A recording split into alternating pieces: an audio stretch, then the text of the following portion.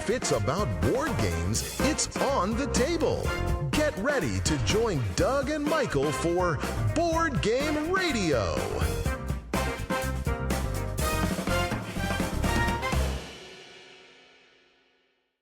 Welcome to Board Game Radio. I am Doug Kotecki, along with the second best doctor in board gaming, Dr. Michael McCabe. How's it going, Michael? Man, I'm doing great. How are you, Doug? I am fantastic. There's so many good things in the hobby. So many good things with board games and people who play board games to celebrate, and looking forward to just sharing the next hour with you and with our friend Andrew, and have a good show. Yeah, any follow-up before we dive right in? I do. I have two things to follow up on. One, I think we're going to get some more questions about Slay the Spire and things like that. I just wanted to say thank you for going on that adventure, and for putting the time in. And it's great to have somebody to play games with. And that was just one of those experiences. We've been fortunate over the years, whether it was Dice Throwing Adventures or now Slay the Spire, to have one of those where you have those moments as a gamer that you really need other people to have, right? Yeah. I can't wait to dive back in. Yeah. That's one go ahead. Sorry. No, I was just going to say that's one I want to keep going back to. I find it very fascinating. And then on the flip side, as a solo board gamer and somebody who's going into year 4 of being a solo gamer, whether you think you can or whether you think you're not smart enough, you're probably right. And so, I've shared that often in the past. I kind of have two seasons. I have basketball season and board game season. And when I'm not coaching ball in the season, I usually have a game going on my table solo. And I enjoy it, man. And so if you're one of those people as well and you're curious about, our Discord has a hobby games and a solo games channel where people will share their experiences. And maybe you're looking for that next game and you just want to learn from somebody else's experience about a game. It's a great spot to just go in there and blast away what you're playing and what you're learning. I've moved on from Voidfall last month. I'm jumping into Shackleton Base this month. I enjoy the learning, and it takes the pressure off of getting me to play games with other people as well. So I love that balance. I love having the opportunity to play games, but I also want to be able to just explore and learn and not try to coerce people into playing some of those games as well. Yeah, and every once in a while somebody will have something in the Discord about just something to kind of be aware of, right, before you play a game. It was like, we ran into this, but just so you're aware of it. So sometimes that type of stuff can be just as helpful as I liked it or didn't like it. It's like, it's a great game, but watch out for this, and you kind of know going into it to either be prepped for it or work around it from the start. So it's a great community there of positive folks sharing all of the things that are good and fun about board gaming. So we've got a great show for you this week. We've got Andrew from the Op. We'll be talking about what's on our mind. We're going to play a game of Troll or No with Andrew, and we're going to chat about some desert island games. He will lose. All right, let's go. New games, big updates, tabletop headlines you might have missed. Welcome to This Week in Gaming. All right, for This Week in Gaming, we've got a publisher spotlight, and we will be chatting with our good friend, Andrew Esposito from the Op. Glad to have you back, Andrew. Glad to be here. Thank you guys so much for having me. All right, so Andrew is going to kind of guide us through what's either available or coming out for the Op this year. We always like to have publishers on and get the straight from the horse's mouth, as it were, with no filter through Michael or I, and hear about all the cool stuff that they've got going on. Super exciting year for us here at the Op Games. And we're super fortunate because we have 3 great verticals of games. We have our light strategy or hobby side of games. We have our party family games, and then we have a wonderful range of co-branded games, licensed games. So going through each of those verticals real quickly, I'd love to give an overview of what we have happening. So first, starting with those hobby games. These games we like to call light strategy, a little bit more involved, usually about 45 minutes to 90 minutes. Really, really fun games. The first one is Tembo, Survival on the Savannah. 2 years ago, we did a wonderful game called Aqua, Biodiversity in the Oceans. Last year, we did a game called Hutan, Life in the Rainforest. And this year, we're capping off that nature trilogy with our friends at Sidekick Games with Tembo, Survival on the Savannah.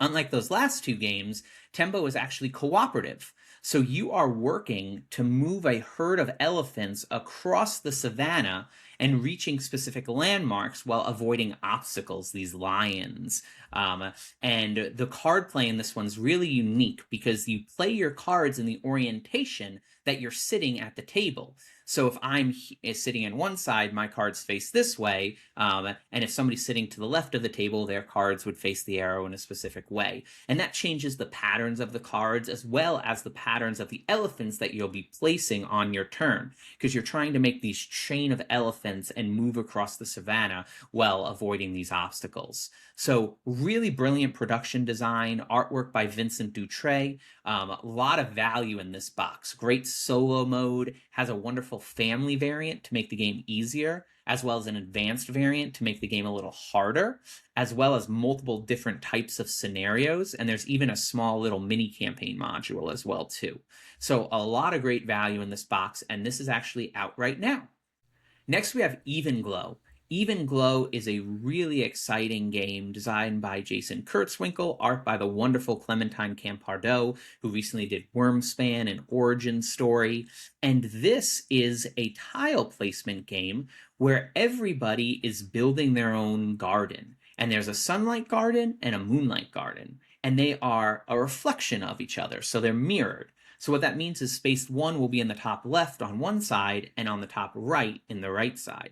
And on every turn, you're taking 2 flowers.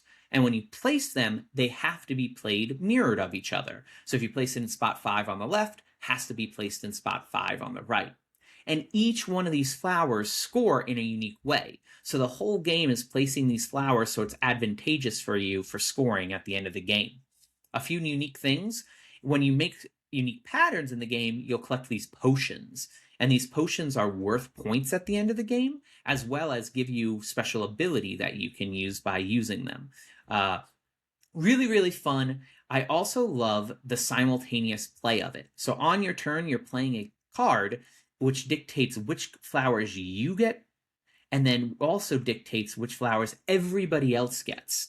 So when you're playing with a max player of 4 players, everybody's placing on every turn. So even at 4 players, the game plays in about 30, 45 minutes, and everybody's placing. These tiles are nice foam core tiles, similar to game Fountains we did last year. So wonderful production value. And also there's a solo mode with various levels of difficulty. So really excited for this one. This one will come out in the summertime this year as we gear up for Gen Con. So very, very excited for Even Glow coming soon. Oasis, New Life in a Distant World, is a really exciting tableau builder designed by a design team with art by the awesome Fabio Francel. And in this world, you are maintaining the life cycle on a distant planet. So I like to call this kind of a tableau builder and tableau destroyer, because you'll be playing cards, whether they're subterranean cards that you play to the bottom of your board that kind of give you instantaneous effects, or surface cards that are stronger, but they have prerequisites in these tags that you have to accommodate before you're able to play them. But just like real biodiversity, you want some of these cards to cycle out of your tableau. So some cards will give you bonuses when you cycle them. So you're playing cards, getting benefits, getting rid of cards, getting benefits. There's a great rest action that you can say, I'm done for my round, but then some powers will give you abilities when you rest. So a lot of fun stuff here. Also plays up to 5 and has a great solo mode. So very, very cool game. Super, super excited to get this one out to the table. Very similar, summertime this year. And then finally, for the light strategy games, we have Frenzy Falls. This is designed by Randy Flynn, a Cascadia designer, as well as Joseph Chen, Fantastic Factories, and art by the wonderful Weberson Santiago. And this is a frenetic card game in the vein of Six Nimmt or Take Five, where you'll have these waterfall cards that you'll be fighting over. And on your turn, simply, you'll play a card face down to one of these waterfalls. And after everybody's played 2 cards face down, you'll flip them over from left to right. And what you're doing here is a waterfall will score when these large numbers on the cards equal 10 or more. And whoever has the most influence, which are these small icons on the cards, will score that waterfall. Easier said than done, because there are action cards like Pull and Bump and Proxy that all do fun effects that manipulate the cards. One of my favorite things about this one is scoring a waterfall, because when you score, whoever wins gets the points on the waterfall and their cards get discarded. But everybody else who has a card there gets to choose one of them and cascade it to the waterfall underneath it, which might make that waterfall score. So really fun chaining of events, really frenetic, plays up to 6 players, great convention game. And that one will be here pretty soon, actually, April this year, so this month. So very excited to get that one out to players. Moving up and making things a little bit lighter, we have our party family games. We have a wide assortment of party family games that are very exciting this year. The first, Flip 7 with a Vengeance. So Flip 7 came out really in earnest last year. It came out late 2024, and then the PEG version, the smaller version, came out last year. Took the world by storm. A Spiel des Jahres finalist. Played by Ariana Grande. So very, very exciting. Millions of copies sold, and we're super excited to extend the line with Flip 7 with a Vengeance. Flip 7 with a Vengeance, we like to call a more ruthless twist on Flip 7, with things like no second chances, negative score modifier cards that you can play on other players, 13-13s to change up the math a little bit, and a slew of new action cards and a few number cards with special effects. One of my favorite action cards is Swap, because you can bust 2 players with a single swap, which is really, really devilish. So still the same Blackjackian core of asking a player to hit or stay on their turn that has made Flip 7 such a universal hit. And that's out right now. Available at Walmart right now, and then will be available widely come June. So Walmart has it first, and then it'll be available wide. My opinion, that game is awesome. So just want to add that out there. If you like mean games with a lot of take that, where you can, we had a round where I scored 74 points in a single round, and then I didn't score for the next 3 rounds. So it was just a wonderful, wonderful experience. Thank you. Yeah, it's super exciting to continue extending the line. We also have some wonderful licensed versions of Flip 7 that I'll mention a little bit later. Hummingbirds. Hummingbirds came out early this year and is such a unique party family game. In this game, you have sand timers of hidden denominations from 30 seconds all the way up to 1 10-minute sand timer. And they're hidden, so you can't see how much time is left in them. And on your turn, you're simply moving one of your hummingbirds or checking the sand timer. When you check the sand timer, you want the sand to be out. So this is a game of patience. And if the sand is out, you'll collect a point chip based on the value of that sand timer. Once one pile of chips is gone, the game ends. The hummingbirds and the sand timers are both magnetized, so they have a great clack to them as you're moving them around and checking the sand. Really beautiful production value, hand-painted artwork by Jess Franks. So just a really unique, fun party family game that I actually kept out on my coffee table for a while as like kind of a conversation piece because it's so simple to play. And that one's out now. So Hummingbirds, really, really cool. Next is Quark, a very exciting new version of a classic game called Play Prop, where this is a wonderful large group party family game. And what I mean by that is this plays really well from 4 players to 8 players. And the simplicity is key. Everybody will have a cork attached to a string that's in the center of the table. And one person will be the cupper. And that'll rotate as you play. And they roll these 2 big chunky dice. And if the dices are doubles or add up to 7, they take the cup and they try to catch as many quarks as possible while everybody else just tries to yank their string away. And then there's a point system to it, and whoever has the most points at the end loses. You want to have the least points in this game. Such a simple game, no barrier to entry. This was great when I was hanging out with a few friends the other day when we were at like a dinner table, and it was just great because it's so simple to play. I always like to say these games are in-law approved, right? You teach them in 30 seconds and they can be played with almost anyone. So Quark is a great version of that, and that's available now as well, which is very, very exciting. Red or Yellow is a really fun game of this or that. How would a giraffe wear a tie? Would you rather always be hungry or tired? Joke's on them. I'm both. Team Edward, Team Jacob. And then you vote on how you would vote and how you think your friends would vote, and then you score points. Very similar to like a green team wins and games in that vein. The fun thing about Red or Yellow is that it's 100% crowdsourced. So all of the cards in this game were submitted by players like yourself listening to this, which is very exciting. The other thing is that the game is randomly collated. So your copy of Red or Yellow will have different cards than my copy of Red or Yellow. So every copy has unique cards, which keeps the gameplay fresh, which is very, very cool. Another game that I like to call a social party family game, right? Like this is the one where nobody really wants to learn rules for the night and you're just having a good time with your friends. And it's always interesting to see how your friends would vote on things like, taco or burrito, and stuff like that. So really, really cool, really, really fun. Love the artwork. This comes to us from Sasa Jelson. So really, really cool. And this will be out later this year. So really, really fun one.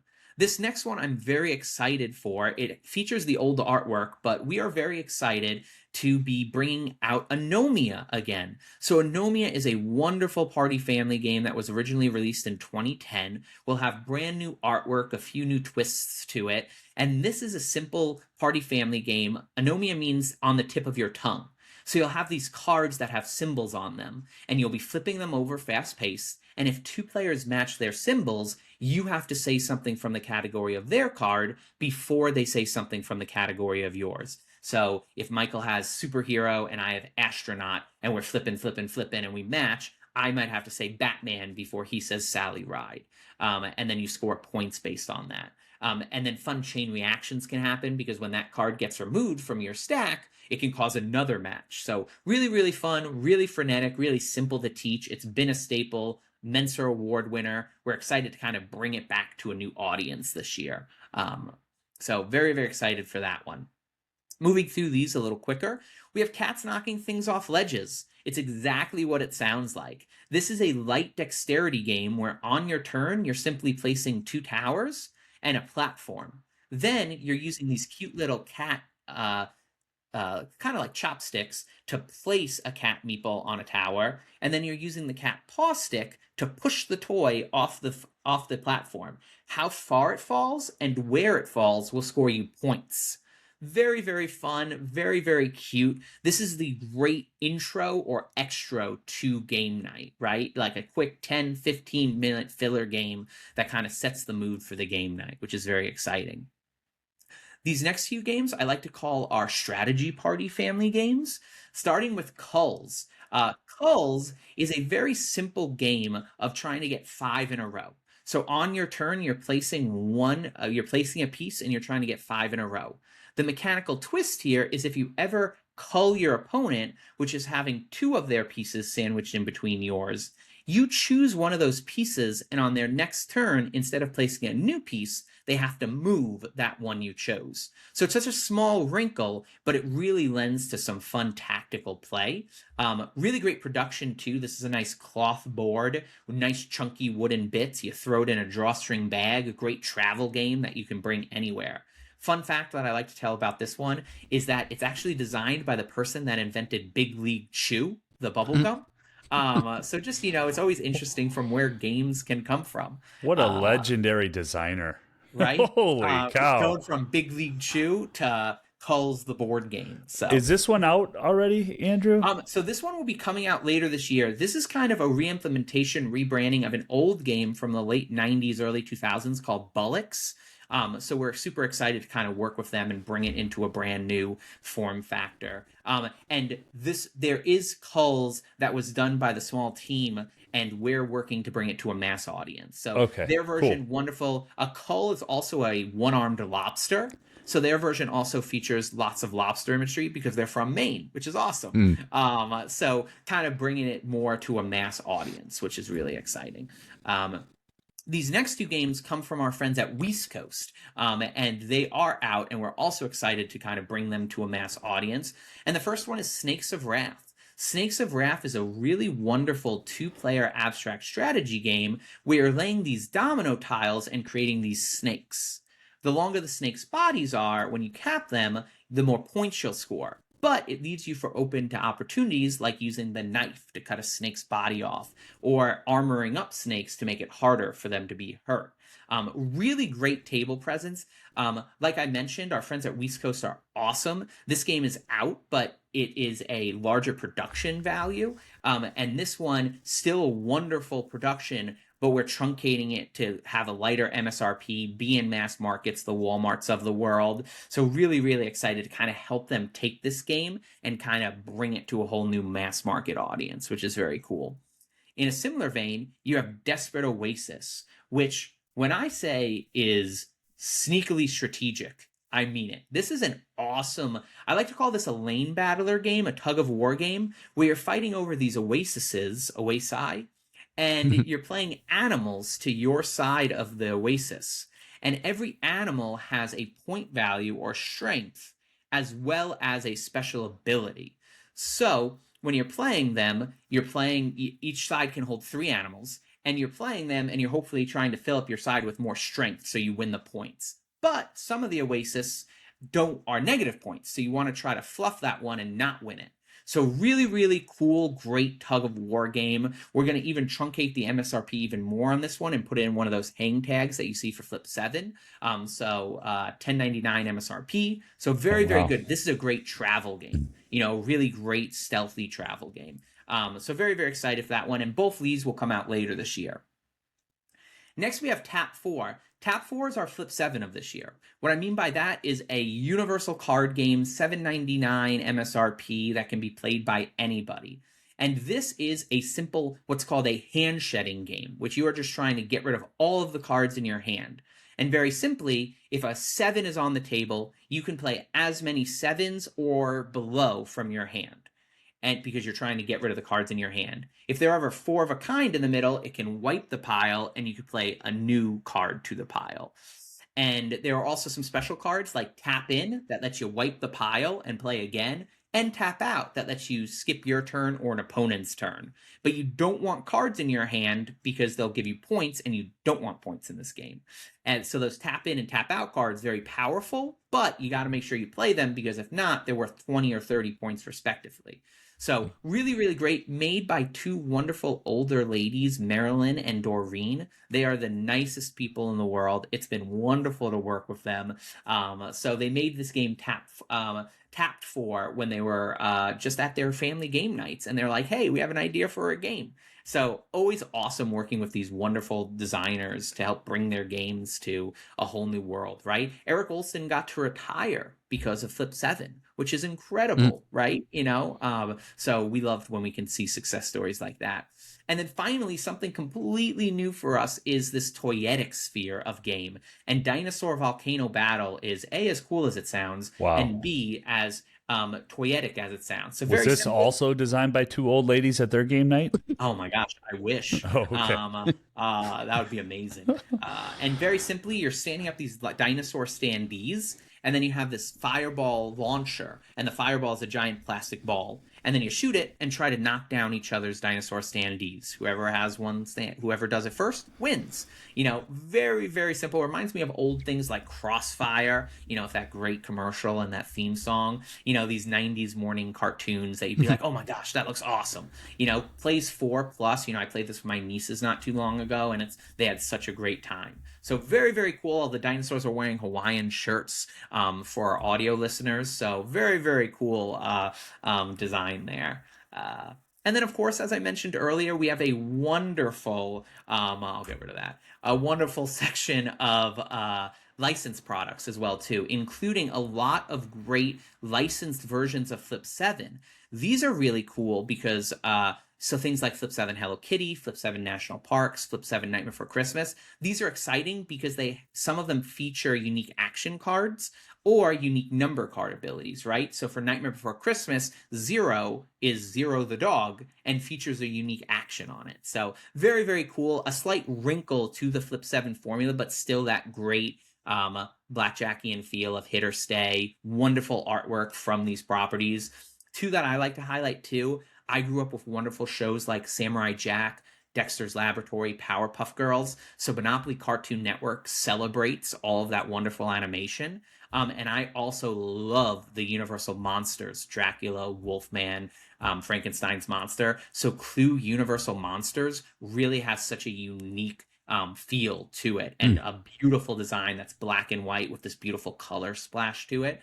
So very, very cool. So a lot of great stuff. And again, the food Yahtzees are also wonderful. They do so well. So Yahtzee Pringles and Yahtzee KFC are very, very cool. And then one that I also love is Yahtzee Godzilla. So for those who have never seen Godzilla, he can shoot atomic breath, and it glows this amazing translucent bright blue. So the Yahtzee cup is Godzilla, and then those dice are the translucent bright blue. So when you have them in the Yahtzee cup, it looks like he's about to shoot the fire, and then you roll the dice, and it's very, very great production. So really excited for just another bunch of great licensed games. How about Clue Breakfast Club? Yeah, Clue Breakfast Club is exactly that, right? You know, you have Don't you forget about me there. You know, you have the group of unlikely friends. The rule book for this one's awesome as well too, because it's built like a composition notebook. I don't know if people still use those these days, but those were black and white notebooks that we used to take notes in, and those were great because you rip one page out and then like 40 pages would fall out of it.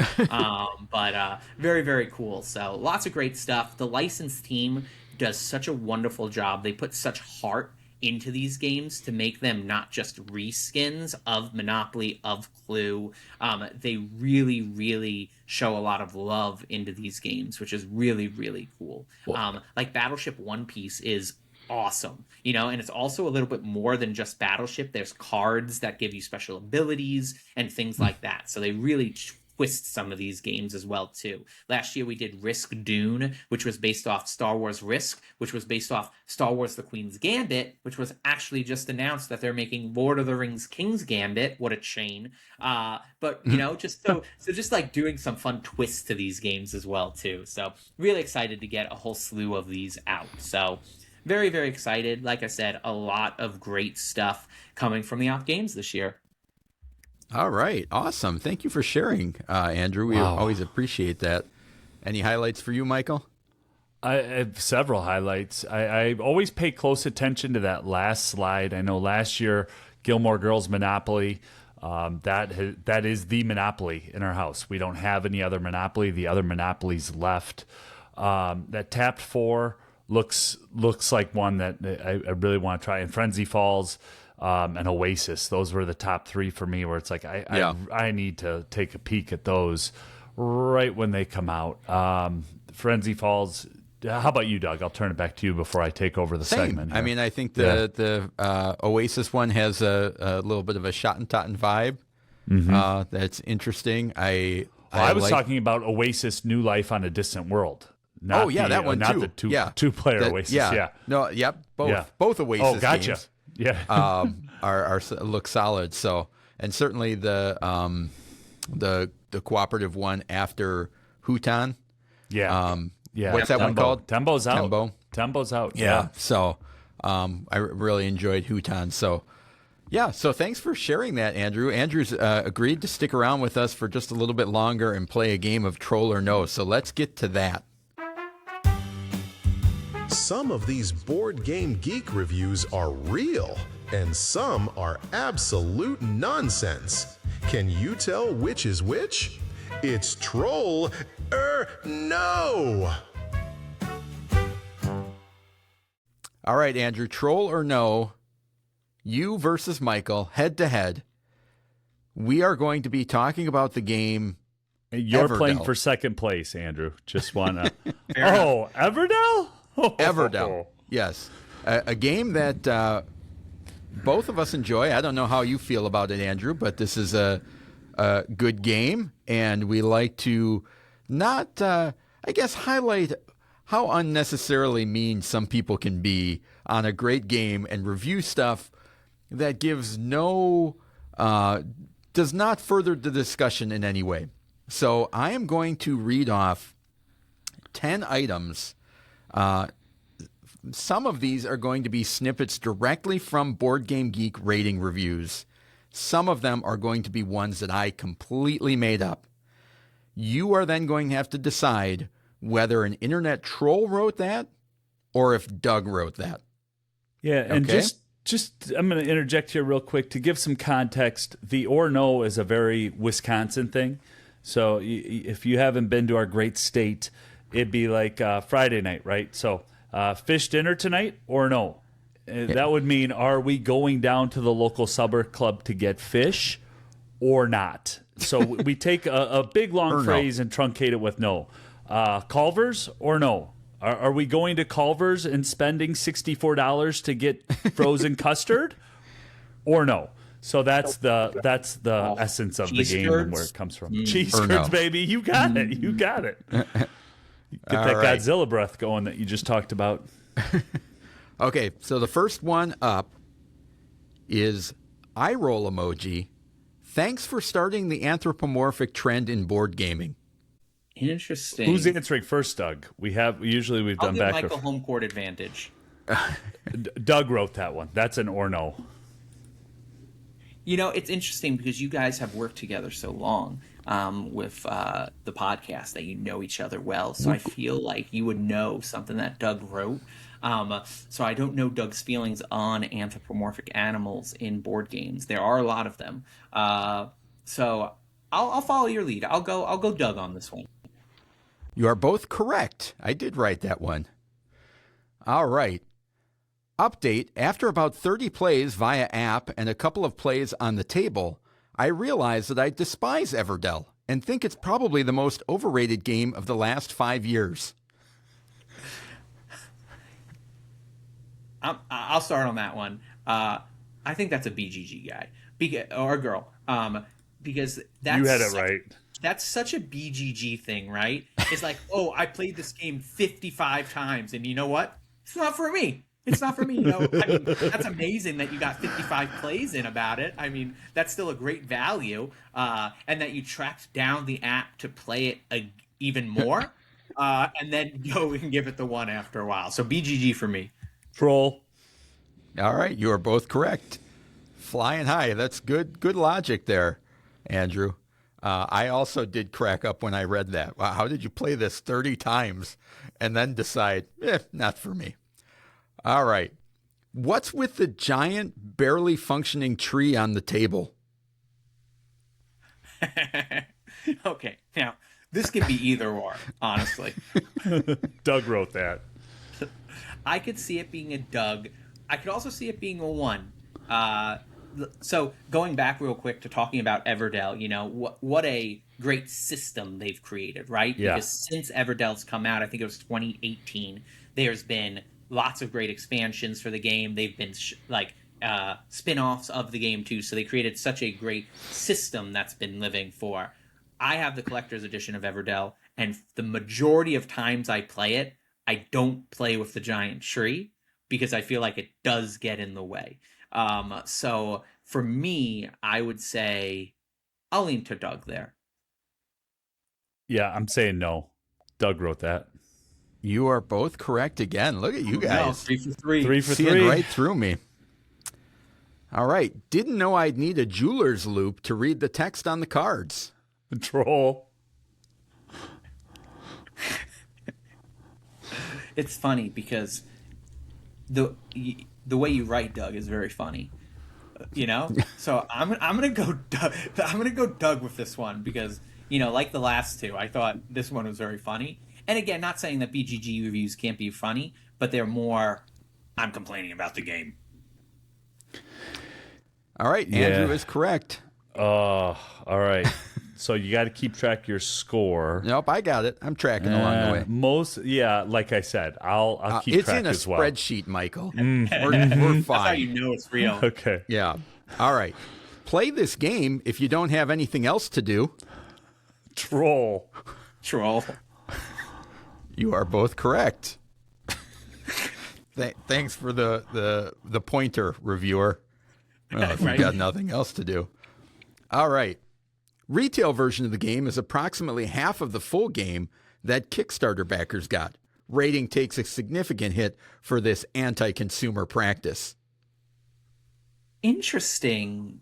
The more interesting fact there for me is I want to say BGG because I don't know if that's accurate. I feel like the games are very similar. I feel like just the components are different, right? I don't know if there's too much different. I think you get the solo mode too, maybe in the Kickstarter version. I didn't kickstart the game. I have the collector's edition that comes with the nice components and things like that. But I don't know if the game retail versus Kickstarter was very different, but I couldn't say that. But that sounds like something a troll would say. Michael? I'm going to say Doug. That is an internet troll. No, I'm down by 2. I don't know if I can make up the margins. Oh. All right. Hey, Duke Yukon. Never count That's out. right. That's right. All right. Time to get scrappy. Got to turn you over. Some players are still waiting to get some decent cards to their hands to enjoy this game. Very bad game design.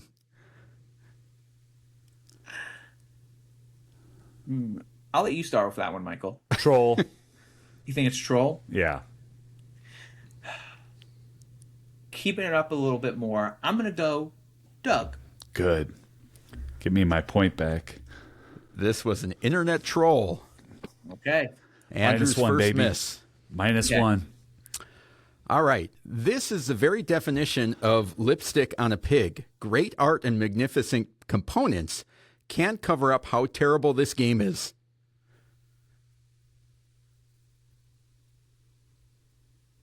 Do you want me to go first again and get it right? Yeah, you go first. You go All first right. again. Doug wrote that one. I was going to say, this sounds like a Doug to me because I love the lipstick on the pig. Lipstick on a pig reference. is a Dougism. That's Yep. what- yeah. All right. You got me there. All right. This game takes up so much space, it wouldn't fit on a table in the Great Hall of Hogwarts Castle. Go ahead, Andrew. You think that's one of your customers over on BGG, or do you think Doug wrote that? I think that's a Doug one. That's a troll. You think that's a troll? Oh yeah, somebody wrote that. That is a Doug original. Oh shoot! I Andrew needed that gets for the another win. point. Andrew clinched it. All right. And the last one would win any overrated game of the century award. I think that's a troll. Troll. Yes, that is a troll. So the final score, Congratulations, Andrew. 9 out of 10. That's impressive. And Very Michael, impressive. who knows me almost better than anyone besides my wife, Yeah, but I don't do marketing for a living, so clearly we picked the wrong guy to play Troll or No against, Doug. Yeah, You set me up. This one guy marketing knows guy to BGG another. people better. By the time you had 3 words out of your mouth, he knew. Oh, no, that's BGG. Oh, nope, that's Doug. Yep, that sounds like BGG. impressive. So Michael was 7 to 10. Nice work, Andrew. Well done, Thank Andrew. you. It's always so interesting, what an invaluable resource Board Game Geek is, right? It's such an amazing tool for people who play board games. And it's always so funny because our brains are wired in such a weird way, right? Where it's like, oh, Flip 7 has 21,000 reviews on Board Game Geek. And, it has a 7.2 rating.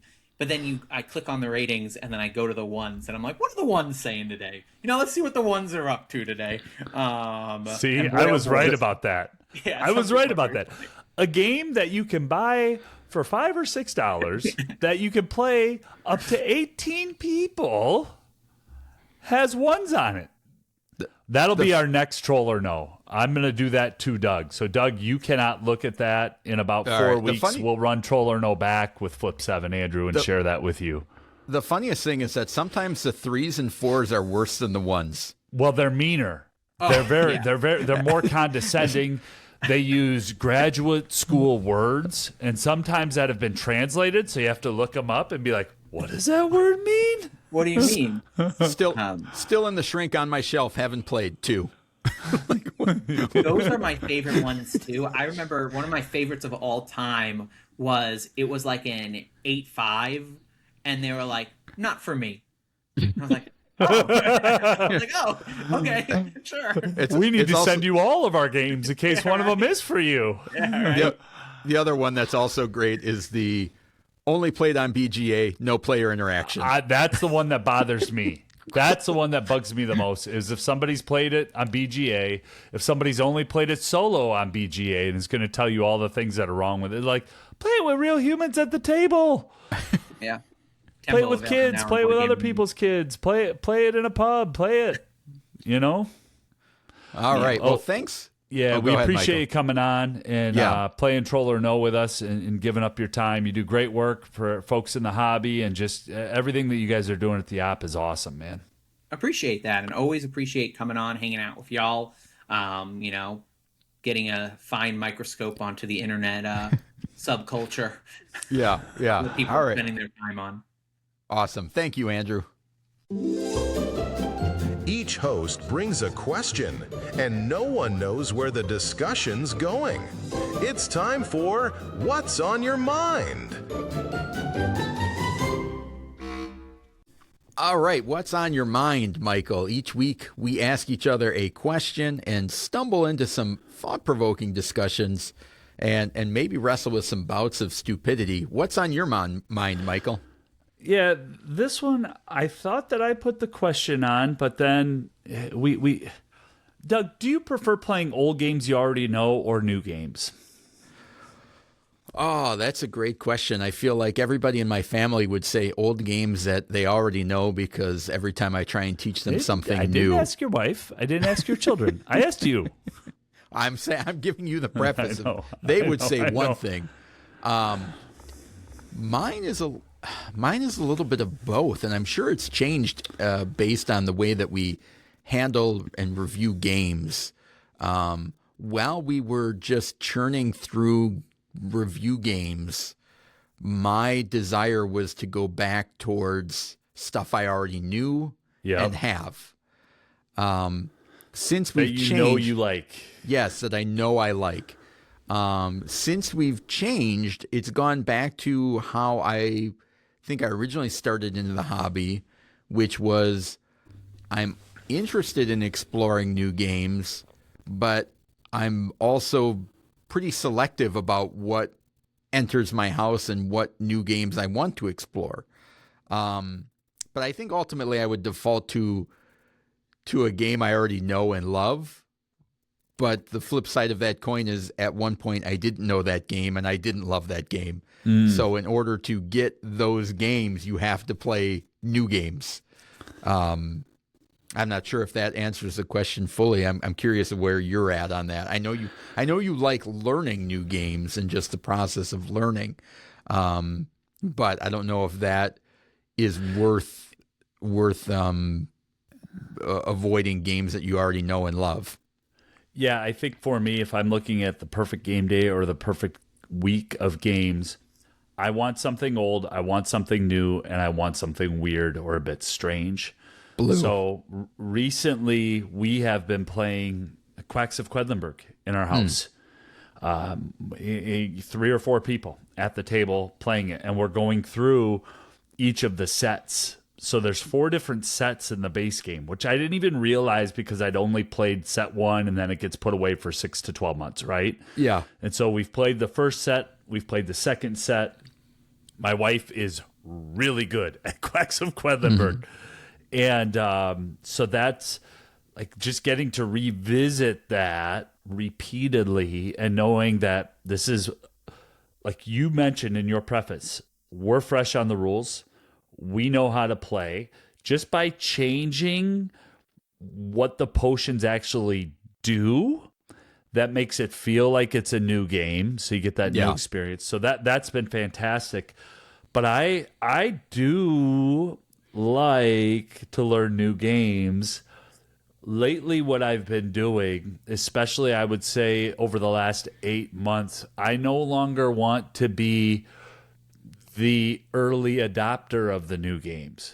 So I'm listening to other reviewers. Yeah. I'm definitely listening to what other people are saying so that I get that initial funnel of quality. And that's something strange. I really like learning new card games. You know, that they might be from a different country. They might not have a perfect rule set. They might, not have huge mass appeal, or like they could be the opposite of that. They could be you're very much mass market $10 game. Okay, they've printed 1 million of these. Well, let's play and see if it's good. So that's kind of me. I think that you kind of touched on it, but not directly. Is I think the idea of that wedding thing of something new, something old, something borrowed, something blue type of thing, and it's just like I want to play the cozy game. I know I'm open to trying something new and just seeing how it goes, and then like the idea of something borrowed, where it's just like, well, if it's got a good endorsement from my friend or people I'm gaming with regularly, like, oh, this is a good game, you have to check it out. Like, it's a new game to me, but it's also vetted already, which is really good. And it's kind of a nice little philosophy. And I don't necessarily know that I was just, while you're talking, I was thinking about, well, different situations of, okay, if I'm at a convention or if I'm doing this, would that change? And I think it ultimately kind of stays in the middle always, which is if I'm going to a convention, yes, I want to try out new games and I want to do demos and learn about new stuff. But then also 8 o'clock at night hits, I don't want to learn any more games. And so I do want that old of like, where's all right, Castles of Burgundy? Where's Arnak? We can get that up and running that without much mental thought. So it's like, I can't really think about any situation where I'm in where it's not a mixture of both that work for me. So interesting question. I'd love to hear what the Discord folks think about that, or if everybody kind of feels like, because I feel like we both gave that a similar answer of like, I like both of them in moderation. There's not one that leans over the other. And I wonder if that's for everybody, or if there are just people that's like, I just like to show up at game night, play a new game every time, and then the other people that are like, I have my 5 games I love, I never want to play anything else. Well, and if you would have asked me that question a year ago when we were reviewing 4 to 5 games a week and really trying to get through our, I would say, commitments, or at least, content creating where we were, I would have had a completely different answer. I would have said old games. Yeah, because I can run into a fatigue of thinking I know what the game is before I'm even through the rule book. So, yeah. Yeah. All right, Michael. In the world of Kickstarters and a finite amount of money and all of those things. Talking my world. Yeah. People tend to justify game purchases along whatever parameters that they do. Is justifying your game purchase a bad thing? Is Yes. kind of my question. You think it is? Well, so Doug, I already put on our board game radio run sheet for next week a new segment called Stupid Money, Smart Money, where each host picks 2 to 3 examples of items, expenses, or experiences in the hobby. The money is associated and discussed, and each host banters to come out with a final conclusion of stupid money or smart money. So I'd like to take that question and turn it into a full segment, because I think there's enough of it there to do. The hobby is so vast, has so many branches, and all of them cost money to travel on at some point. Or cost resources, I should say. If not money, it's your time. Like if you're not spending your money, that's because you're spending an inordinate amount of time. So do they need to be justified? I view it like this. I think that this hobby is a hobby, and so it's a luxury. So I don't know how it can be justified. Like What was it?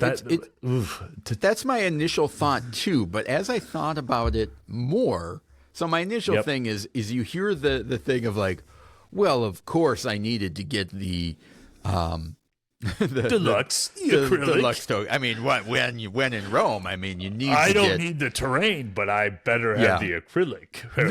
This is the better investment. It will hold its value. Like there are all of those type of justifications that people make, and maybe the way that I'm thinking about this of being all right is not really a justification, but there is part of me that feels like if you're justifying something, it also means that you spent not a great deal of time, but you've spent time thinking about it.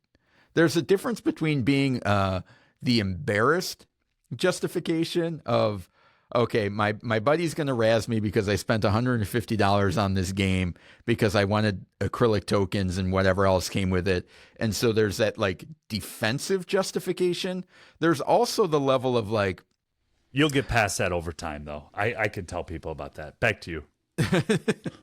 But there is also the other thing of like, no, I thought about this. I want to spend this money here. I thought this was a good value of this game compared to, the retail version or whatever, that it does imply that you've spent some time thinking about it. And so I don't necessarily know that it's always a bad thing. Maybe just the reasoning for the justification. So if you're justifying it because you feel embarrassed about your purchase, or maybe that you shouldn't have, and you need to come up with a reason to explain to your spouse why this really was a smart thing, no, that's a terrible justification. If you've thought about it and you have come to conclusions, it's like, yeah, this is worth it. If I thought I was going to get this and maybe I should get this instead or whatever, or I thought about that and no, I really like this version instead of getting something new.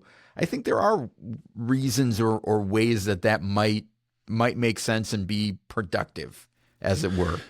Yeah, I have to be careful with that line of reasoning and logic. And I'm not saying you do, but here's where I have to be careful. Buy stuff disease can run rampant. So if I'm thinking, if I get into that's a heck of a deal mode, whoa, I mean, we will not be able to walk anywhere in my house. It will look like season 17 of Hoarders when someone opens the door, because there are heck of a deals wherever you go. There's a forum on Board Game Geek that, the hot deals forum. Yeah. Woo. So that's where I get in trouble with the justification. But I think that's different than if somebody has a budget and if they're going to spend $10, $100, or $1,000 a month and they track what they do and that's how they have to justify, like there's different levels of it. I just think that for me, if the games went away tomorrow, they go away tomorrow. I'd be sad, it'd be a shame, but they're games, Yeah. So of course.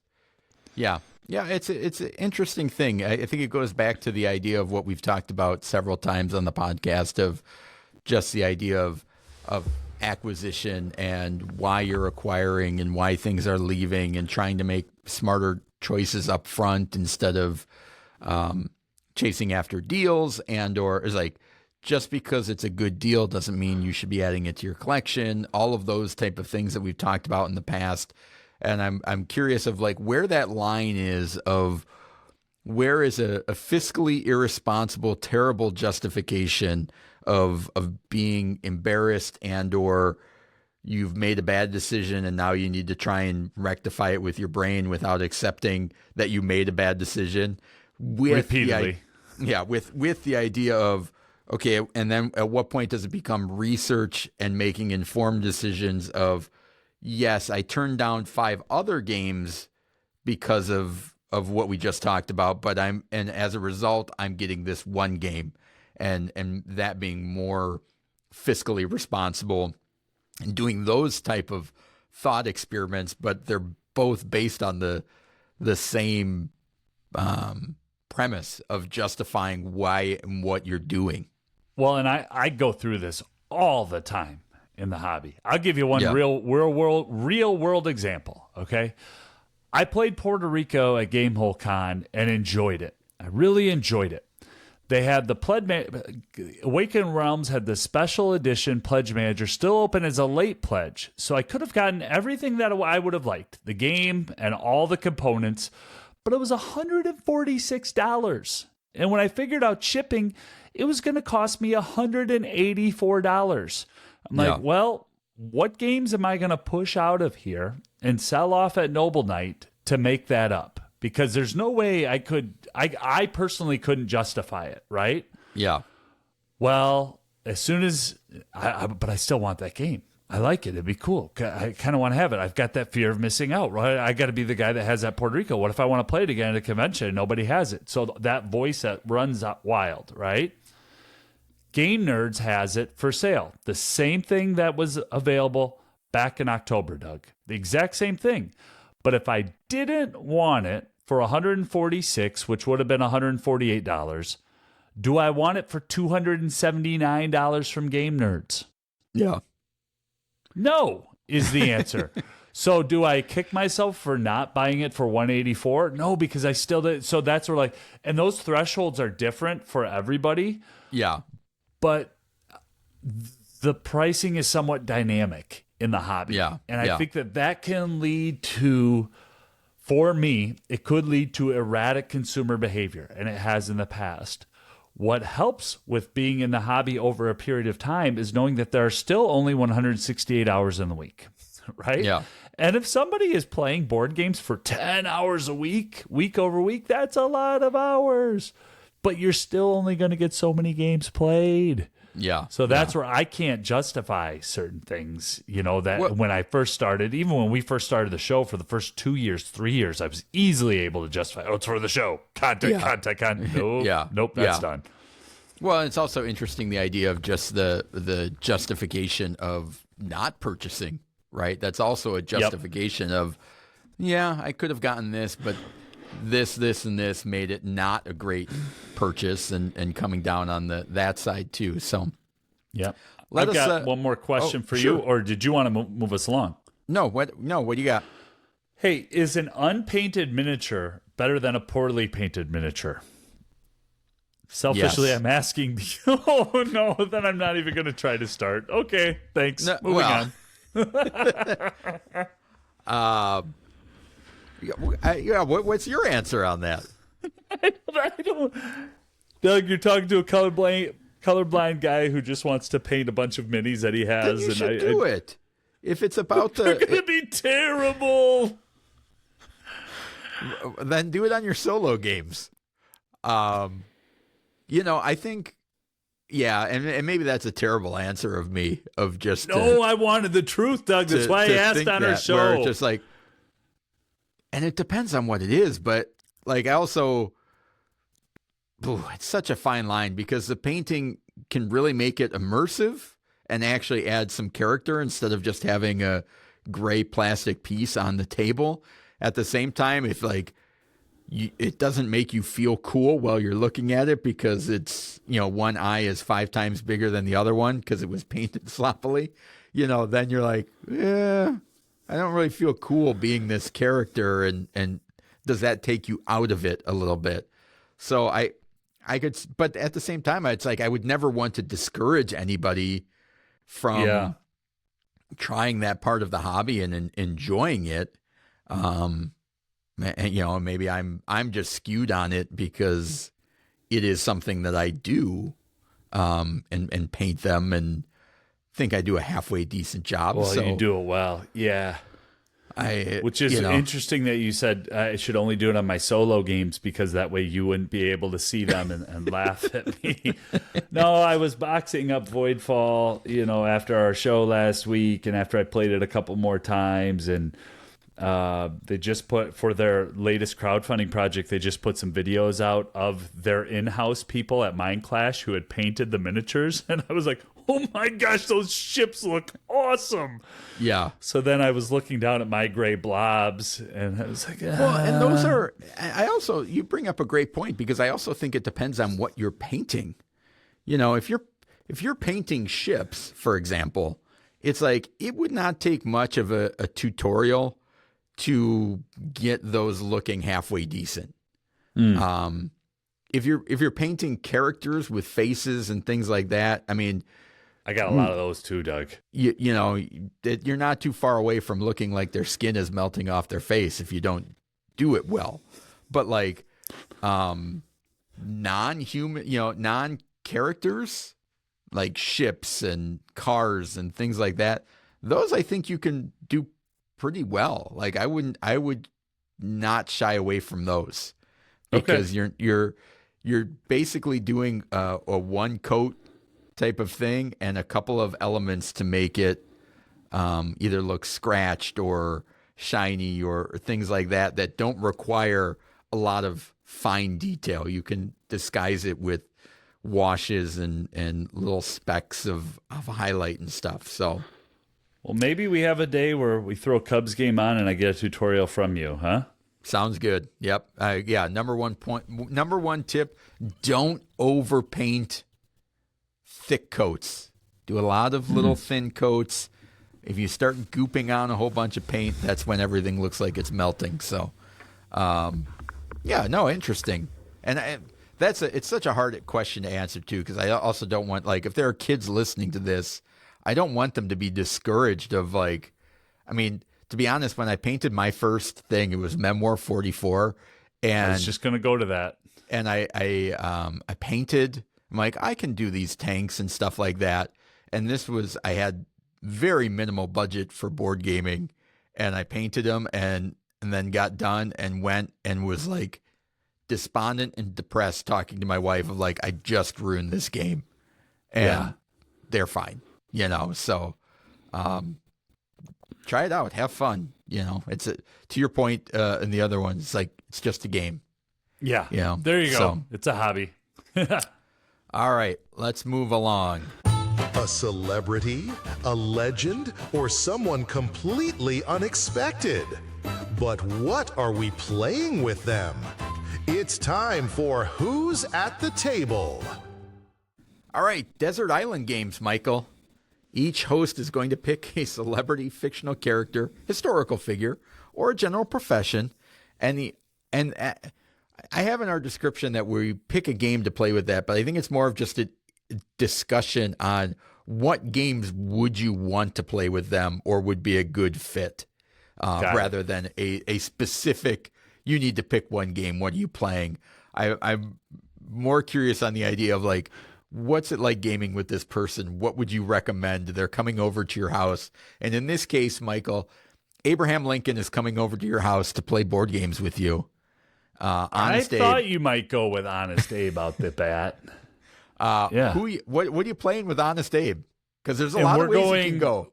We're going with the historical character, not the vampire hunter from fiction, right? Correct. Not to ruin that for you, but that is fiction, Doug. The professional wrestler Abraham Lincoln.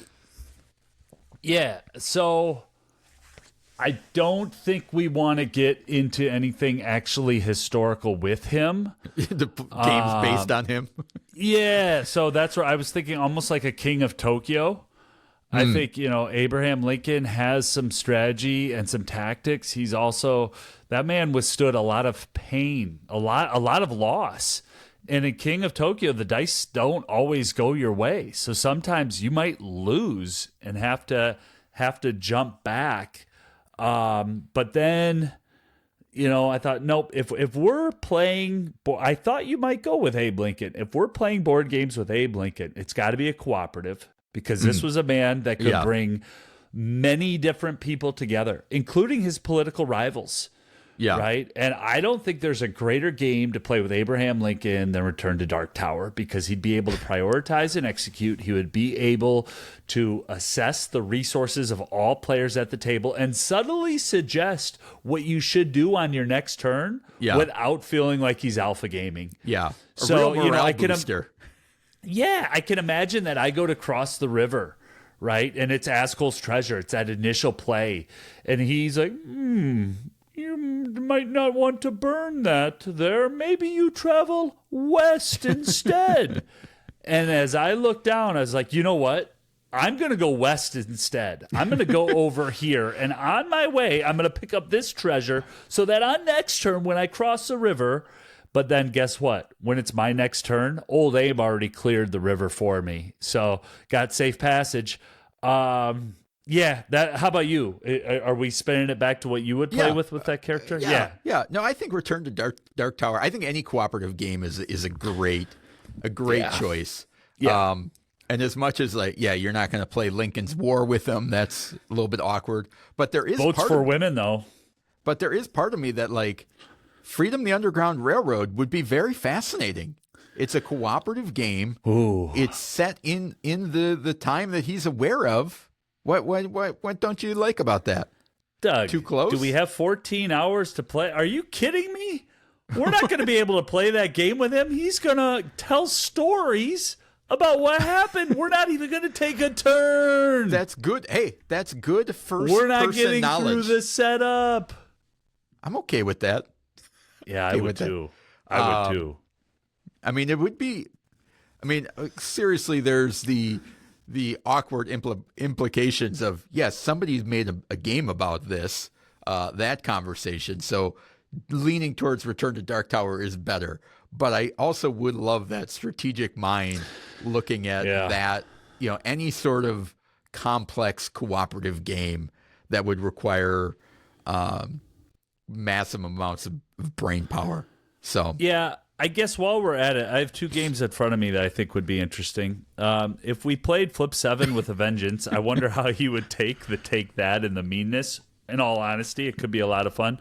But another game that might be fun to play with Abraham Lincoln would be a previous Game School recommended Castle Combo. I wonder what decisions he would make and how he would build his perfect 3x3 and if we could possibly learn from his greatness. It's terrible. So lots of places to go. All Part right. of me thinks he'd be a table flipper. I could see that happening. No way. No? Not with what he went through. No. I was never in those cabinet meetings. I don't know. I think he could get pretty fiery. There's enough historical record, though, where he's mild, even if he were to lose. I don't think he'd lose. I think that guy would have always won. Destroy us. Yeah. So, Doug, you picked a native Illinoisan. I'm picking someone who's spent much of his professional career in Illinois, and that is Michael Jordan. Michael Jordan. All right. Yes. Michael Jordan. If you were to play a game with that individual, what game would you want to play? Well, there's a couple of things that initially come to mind for me. One is I would never play Basket Boss with him unless I wanted to win, because he's a terrible NBA executive. So I feel like he would not do very good in that game. The other thing that I would also not want to play with him is any sort of take that game, because he would take it personal, internalize it, and then destroy me.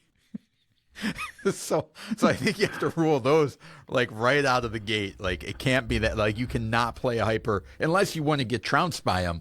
You can't play anything hyper competitive, which leads me towards some sort of family game, something that's You're playing a family game with Michael Jordan?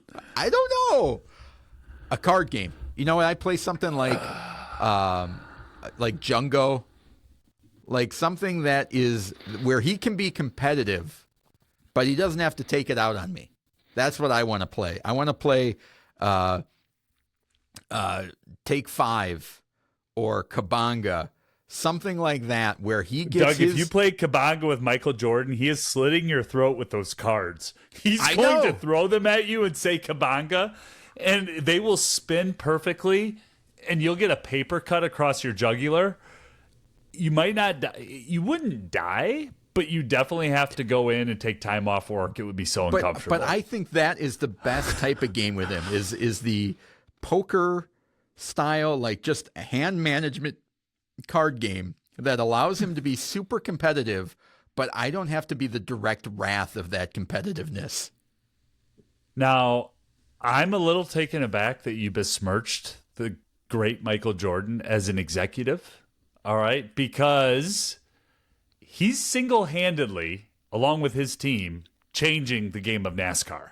Well, all there right? you go. So, I said NBA. I believe I said basket boss. Now, if you want to play Heat with them, I'm all about it. that's what I'm saying. Yeah. You know, I want to get Michael Jordan to the table and play in this order. We're going to play some downforce. Then we'll let him choose which horse racing game would you like to play. There Would you go. like to play Ready, long set, bet. shot, or do you want to go ready, set, bet? And so really get him going, because hey, he is a known gambler. Yeah, Right. yeah. And then we're gonna throw the ultimate gamer game at him, where he thinks he's just gonna destroy us. Except guess what? You didn't get enough heat in your engine, and we got you on that final lap heat. And you want to see the table flip? Double or nothing. Yeah, it'd be fun, wouldn't it? Yeah, that'd be fascinating. It'd be, whew. Oh, there'd Yeah. be some talking too. You know, Yeah. You want to? Oh, that's what I would like. I would like to talk a little trash with him at the table. Get in the magic circle though, and You know what else would be a fun game to play with him would be something like Can't Stop, where he's got to roll the dice. That's and a it's good like, call right ooh, there. that's good. I'm gonna go Yeah. again. I'm gonna go again, and he's just gonna keep pushing it. And he's the GOAT, so it'll probably work out for him. But Yeah. if it doesn't, that'd like be great. any push your luck games would be delightful with him. Well, taking it one step further and Can't Stop would be if you had like a custom made board that was made to honor him in some way. Yeah. And you know, if that game wasn't going well, that board would go right through the wall, like right into the wall. And guess what? He's not paying for damaging the wall at your house. No, Right? no. He that you should be privileged that Michael Jordan damaged the wall You at have your him house. sign that hole in your wall. Oh, All Good right. stuff Well, there. let us know if there's anything we missed, what you would play with Abraham Lincoln or Michael Jordan. Love to hear about that. Thanks for listening. Check out our website, boardgameradio.com, to stay up to date and get all the links you need to track us online. A special thank you to Andrew from the Op. Always great connecting with him. And hopefully you guys got some value hearing about what's out and coming out from the Op. Please consider subscribing to this show on your podcast platform of choice. Leave a 5-star review, preferably. And from all of us behind the mics, the games, and the bad jokes, thanks a million for tuning in. Clear the table, call the gang, and keep the good times rolling. Join us next week for Board Game Radio.